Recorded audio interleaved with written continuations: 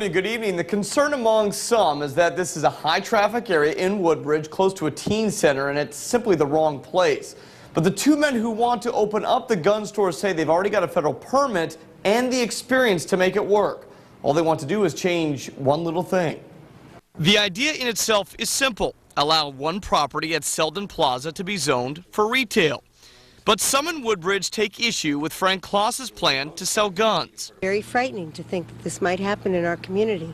But this will be a tax-paying businessman who is going to contribute to your local economy. That's not that way. No, thank you.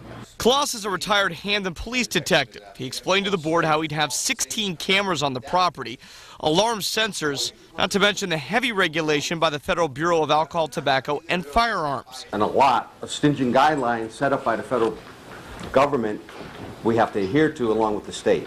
There are a number of gun stores in the area. They're really quite accessible, but they're not in areas that are highly trafficked by people on foot. Before the meeting began at the Planning and Zoning Commission, a small protest was held outside of Memorial Hall. Tina, what would you say to the people who obviously are for the Second Amendment, the right to bear arms?